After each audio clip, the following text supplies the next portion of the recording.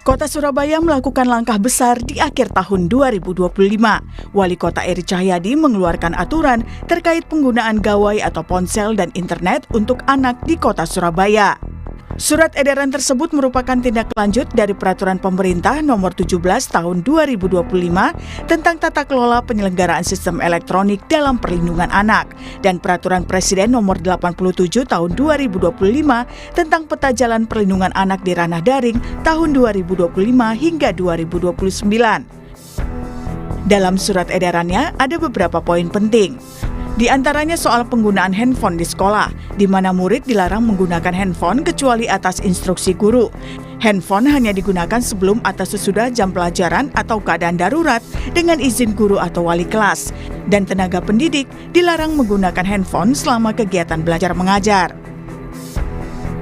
Ada pula soal penggunaan handphone atau internet di lingkungan keluarga atau masyarakat, di mana orang tua mengawasi aktivitas penggunaan handphone anak, mengatur batasan pemakaian handphone maksimal 2 jam per hari, menggunakan handphone di area terbuka rumah seperti ruang keluarga, bukan kamar tidur, dan menggunakan handphone orang tua atas seizin orang tua.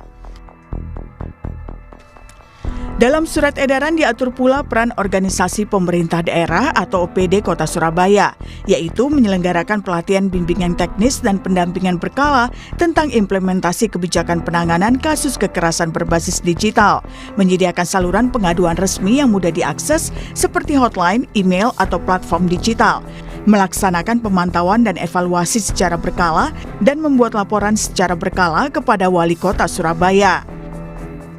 Aturan soal penggunaan ponsel dan internet pada anak sebelumnya juga sudah diatur di Sumatera Barat melalui surat edaran Dinas Pendidikan pada Mei lalu. Di bulan yang sama, Kabupaten Purwakarta melalui Peraturan Bupati Nomor 32 Tahun 2025 juga mengatur pembatasan penggunaan handphone bagi peserta didik PAUD, SD, SMP, dan sederajat. Sementara di sejumlah negara juga telah mengatur penggunaan internet dan media sosial ke anak-anak, di antaranya Australia, Tiongkok, dan Denmark. Tim Liputan Kompas TV. Kota Surabaya melakukan langkah besar di akhir tahun 2025. Wali Kota Eri Cahyadi mengeluarkan aturan terkait pembatasan penggunaan gawai atau ponsel dan internet untuk anak di Kota Surabaya. Apa saja yang diatur dalam surat edaran tersebut dan bagaimana pula pengawasannya? Kita akan bahas langsung bersama dengan Wali Kota Surabaya Eri Cahyadi. Selamat pagi Cak Eri, Assalamualaikum. Waalaikumsalam Mbak Okta, selamat pagi, sehat gitu? Sehat, Alhamdulillah. Cak Eri, Alhamdulillah. Menarik, ini jadi gebrakan untuk pembatasan gawai. Apa sebetulnya alasan dikeluarkannya aturan ini dan siapa saja yang terlibat dalam pembahasan aturan tersebut? Jadi ketika kita melakukan pembahasan ini Mbak, itu kita melihat ya ketika ada geng motor, anak-anak balap liar yang ditangkap oleh Polres yang kita selalu lakukan pembinaan-pembinaan itu. Kita lihat semuanya pergerakan itu dilakukan dari perjanjian yang melalui HP. Jadi kelompok-kelompok ini bertemu, ada kelompok macam-macam itu satu, sehingga ikutlah ke dalam geng motor, dalam balap liar. Kedua, kita melakukan sidak di sekolah-sekolah. Kita lihat HP-HP-nya anak. Ternyata anak-anak ini hampir 70% pernah mengakses terkait dengan pornografi. Yang ketiga, kita juga melihat ketika proses belajar mengajar. Maka karena terbiasa dulu dalam COVID, ketika bisa menggunakan HP, handphone itu, guru tanpa sadar juga ketika mengajar dia juga scroll HP gitu. Loh, berarti gimana cara mengajar kita? Akhirnya tidak konsentrasi. Maka dengan alasan-alasan itulah, dengan kita berdiskusi dengan Pak Kapolres, kita berdiskusi dengan pakar Dewan Pendidikan, maka Surabaya ini harus bisa menjaga dan melindungi anak. Karena Surabaya ini salah satu adalah kota satu-satunya di Indonesia yang mendapatkan kota layak dari UNICEF. Maka kita berpikir bahwa kita hari ini tidak melarang menggunakan HP, tapi membatasi, menyelamatkan anak-anak kita dari dampak digitalisasi yang tidak bisa kita hindarkan kalau kita tidak melakukan pengawasan. Dasar itulah Mbak yang kita jadikan untuk mengeluarkan surat edaran yang saya tanda tangani itu. Oke, Cak Eri, tadi berarti artinya fokusnya adalah bagaimana ini menghentikan, membatasi kebiasaan untuk membuka gawai tersebut. Berarti gini, ada nggak Cak Eri soal misalnya riset keterkaitan antara bahaya dari kecanduan itu dengan prestasi anak-anak sekolah di Surabaya misalnya?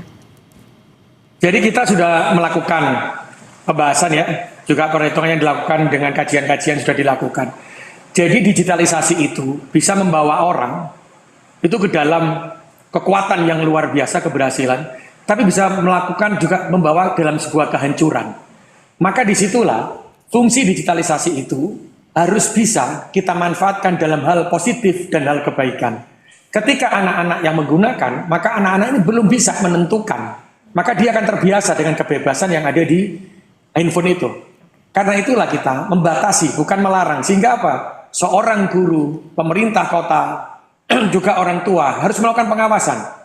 Jadi contoh aja lah kalau kita tidak melakukan handphone, kita ada motor. Motor ini bagus dibawa ke sekolah, tapi dia digunakan untuk anak bawah umur tidak bagus karena dia tidak punya mental yang bagus, akhirnya terjadi balapan kebut-kebutan. Sama dengan seperti handphone. Handphone ini kalau orang tua hari ini kalah canggih dengan anaknya, tidak melakukan pengawasan, maka dia tidak tahu membuka histori seperti apa. Sehingga anaknya menggunakan itu semua. Anaknya lebih pandai sekarang hari ini menggunakan handphone. Maka orang tua di Surabaya kita juga lakukan dengan sekolah orang tua hebat. Jadi anak-anak yang remaja, orang tuanya kita aja, anak-anaknya juga kita aja. Juga kita lakukan bagaimana pelatihan orang tua untuk membuka histori. Maka peran kami adalah ingin menyampaikan, handphone tidak bisa menggantikan peran orang tua. Karena anak-anak hari ini kurang sosialisasi karena setiap itu pegang HP di dalam kamar. Sehingga tidak ada sosialisasi, kurang komunikasi, kurang sosialisasi kepada teman-temannya yang ada di perkampungan. Sehingga tidak ada yang namanya guyub rukun, tidak ada namanya kedekatan. Dan inilah yang dari riset-riset itulah yang kita lakukan. Maka kita tidak melarang, tapi kita membatasi bagaimana orang tua mengawasi di rumah, bagaimana guru mengawasi di sekolah, bagaimana pemerintah kota membuat regulasi. Sehingga anak ini terselamatkan, masa depan bangsa ini, masa depan kota Surabaya ini ada di tangan anak-anak kita. Kalau hari ini kita tidak menjaga itu semuanya, maka tinggal tunggu kehancuran anak-anak yang tidak memiliki mental yang bagus, yang tidak memiliki mental yang kuat, karena pengaruh dari handphone ini. Kemarin Mbak ada contoh nih, kemarin kami juga dengan Densus 88, salah satu yang terpapar, jadi kita pantau, dan ternyata melalui handphone itu, HP itu, maka anak ini membuka, bagaimana dia tertekannya, bagaimana anak ini akhirnya belajar membunuh, belajar menyakiti, dan orang tuanya ketika bertemu dengan kita, mereka tidak percaya, tidak mungkin anak saya baik begini-begini. Setelah kita bukakan, kita ambilkan datanya, baru orang tuanya, loh kok jadi begini ya? Nah berarti apa? Orang tuanya selama ini, ngapunten, orang tuanya bekerja, orang tuanya keluar, tidak pernah, anaknya digantikan dengan HP. Nah ini yang saya ingin membatasi, bahwa HP tidak boleh menggantikan peran orang tua, karena orang tua diberikan rahmat, akal pikiran oleh Gusti Allah, hatinya terikat dengan anaknya, tidak bisa digantikan oleh digitalisasi. Oke, ada pengawasan terkait dengan konten juga tentu di sana. Cak Eri, yang menjadi sorotan juga gini, mungkin ada alasan tertentu begitu ya, orang tua untuk memberikan handphone misalnya untuk komunikasi, begitulah katakan, kemudian juga untuk keterampilan anak bisa dibilang gitu. Nah, tapi mekanismenya nanti seperti apa supaya bisa imbang nih gitu antara pemakaian untuk manfaat dari gawai tersebut dengan yaitu tadi yang dihindari karena penggunaan gawai misalnya kecanduan dan lain sebagainya. Mekanismenya seperti apa nantinya? Jadi kalau di dalam sekolah sudah pasti, karena di dalam sekolah itu kita batasi, kalau jam pembelajaran maka tidak boleh menggunakan HP. HP-nya diberikan ditaruh di loker atau tidak boleh dibuka. Yang guru juga tidak boleh memegang HP pada waktu mengajar, sehingga gurunya juga konsentrasi, tidak nyekrol medsos begitu. Itu yang harus ada komunikasi timbal balik antara si guru dengan murid. Sehingga ikatan antara orang tua dengan anak akan terikat betul. Yang kedua, kalau di rumah, maka ketika dia menggunakan HP, silakan. Tapi orang tua harus bisa memantau. Orang tua harus bisa menjaga. Mereka ini adalah aset penerusnya orang tua. Orang tua masuk surga atau tidak, itu salah satunya dari anak yang soleh, yang mendoakan orang tua. Maka jangan sampai anak ini terpapar dengan kegiatan-kegiatan negatif yang ada di handphone.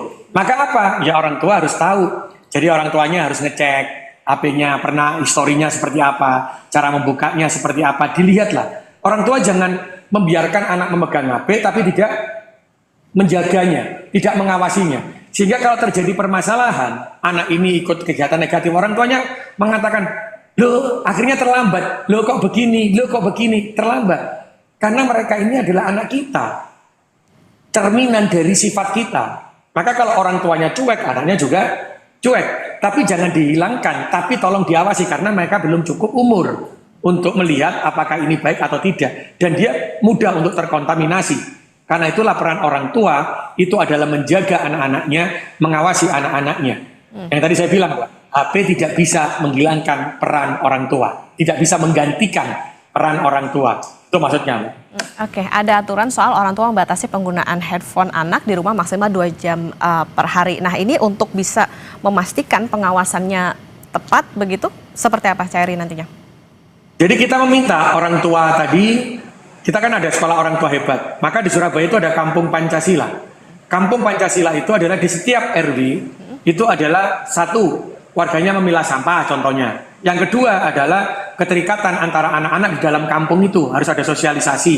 Ketiga adalah salah satunya orang tua mengawasi terkait dengan anaknya. Jadi Kampung Pancasila itu bayangin aja sekarang, ada anak geng motor, keluar malam, dia pamit sama orang tuanya nggak pernah tahu anaknya di mana, dipegangi HP itu Mbak, tapi nggak pernah ditelepon, nggak pernah ditanya. Bahkan saya pernah malam hari jam 1 malam bertemu dengan anak-anak itu, saya pegang HP-nya, saya buka, loh kok gini isinya, saya telepon orang tuanya malah bangun kaget beliau, siapa Wali, Mas Wali gimana? Loh Bu, jenengan buat Pak, jenengan nggak nyari boten cari anaknya, anak saya sudah saya cari di rumah temannya. Saya tunjukkan, saya recall iki loh, anaknya jenengan ada di pinggir jalan, ngumpul dengan teman-temannya di trotoar sampai jam segini. Oh, baru langsung marah, cepat pulang. Dari pengalaman itulah maka saya harus mengetuk hati orang tua. Mereka ini adalah anak kita yang menentukan nasib kota ini, apakah didasarkan agama atau tidak, didasarkan Pancasila atau tidak. Maka dengan itu kita jaga, Mbak. Orang tua itu harus. Artinya kesadaran dari masing-masing orang tua dong, Cairi. Ini nanti akan ada sanksinya nggak kira-kira kalau misalnya diketahui di rumah pun tidak ada pengawasan juga dari orang tua? Jadi seperti hal ini itu bukan sanksi yang harus ada hukuman gini, tidak. Oke, kesadaran berarti. Tapi bagaimana sanksi edukatif? Jadi kita harus membuat laporan, kalau anaknya tertangkap kita harus membuat laporan seperti apa dengan HP. Kan mohon maaf, orang tua hari ini itu kalah canggih dengan putra-putrinya, Pak. Jadi ketika melihat fitur, ketika melihat apapun kalah ya sudah. Makanya kita harus melakukan pendekatan. Kita harus melakukan bagaimana mengajarkan orang tua untuk melihat fitur apa yang dibuka hari ini. Kita mau apa? Kita harus lihat semuanya. Dan kita memang sudah ya kalah teknologi ya. Sehingga satu-satunya jalan adalah bagaimana melatih mereka menggunakan kekuatan hati untuk mau mengawasi putra-putrinya. Coba kalau jangan mau lihat secara jujur. Yang terjadi hari ini, kalau orang tuanya mengawasi menggunakan HP, oh luar biasa keberhasilan anaknya. Tapi ketika yang tidak mengawasi, mohon maaf, ketika ada kegiatan geng motor, ketika ada kegiatan narkoba, kegiatan yang seperti kegiatan itu, pasti orang tuanya tidak pernah mengawasi penggunaan HP-nya. Karena anaknya bermainnya lewat HP tadi. Cairi, tapi ini kan aturan sudah ada di sosialisasi belum sebelumnya? Atau misalnya ketika proses digodok begitu, sudah adakah yang menyampaikan keberatan begitu? Tidak, kita sudah sampaikan komunikasi itu, kita sampaikan sosialisasi itu. Dari berdasarkan itu kita sudah sampaikan, kumpulkan orang tua yang ada di setiap sekolah. Jadi kita mengumpulkan orang tua itu di setiap sekolah. Karena itulah saya sampaikan, hari ini untuk kepentingan negara ini, hari ini untuk menyiapkan pemimpin di masa yang depan, yang dia punya kemampuan luar biasa, dia harus memiliki agama yang kuat. Maka pemerintah tidak boleh kendor dalam melakukan ini. Pemerintah kota juga tidak boleh takut. Tapi bagaimana sekarang mengajak semua orang untuk menyelamatkan anak bangsa yang akan menjadi pemimpin di kemudian hari. Maka tidak bisa kita menampung semuanya. Ada yang setuju, ada yang tidak. Tapi harus kita lakukan edukasi itu. Karena apa? Mereka akan menyadari kepentingan itu adalah untuk kepentingan keluarganya sendiri, keluarga kita sendiri. Kita menyelamatkan keluarga kita, menyelamatkan anak-anak kita. Dari mana? Dari peran orang tua. Dan dari peran pemerintah yang mengajak orang tua untuk mengawasi putra-putrinya. Itu yang kita lakukan hari ini, Pak. Oke, ini tentu maksudnya baik aturannya, tentu harapannya begitu. Jadi tidak hanya dari pengawasan dari sisi anak saja ataupun juga guru di sekolah, tapi juga orang tua juga perlu ikut berperan. Tadi yang menjadi highlight adalah membatasi bukan melarang penggunaan gawai. Terima kasih Wali Kota Surabaya Cairi Cahyadi sudah bersama di Sapa Indonesia Pagi.